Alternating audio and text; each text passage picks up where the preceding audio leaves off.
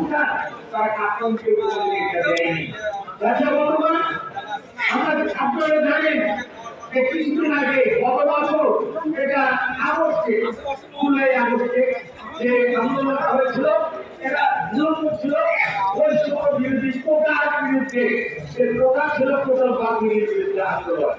আমরা তাকে সমর্থন করেছি যে না কোটা ওইভাবে মুক্তিযোদ্ধা ওটা নাতি নাতি সবাই পাবে, এটা কোনোভাবে এটা গ্রহণ করতে পারে না।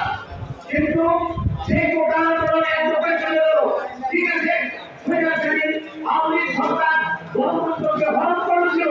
সুতরাং সেই সরকারকে আমরা এখান থেকে ঘটাতে পেরেছি, সেখানে হিন্দু সরকার এসেছে। দুর্ভাগ্যজনক হলো সত্য, আমাদের প্রত্যাশা ছিল যে হিন্দু সরকার একটা সুন্দর নির্বাচন দিয়ে এখান থেকে চলে যাবে, কিন্তু উনি যে স্বৈরাচার আওয়ামী লীগ যে নির্বাচনকে বঞ্চিত করেছে, এরা এখন সেই নির্বাচনের জায়গা তো নাই, নির্বাচন দিতে চায় না, তাদের বিরুদ্ধে বারবার আন্দোলন করতে হয়। তারপর 1.5 বছর পর আজকে নির্বাচনের তারিখ ঘোষণা করা হয়েছে, কিন্তু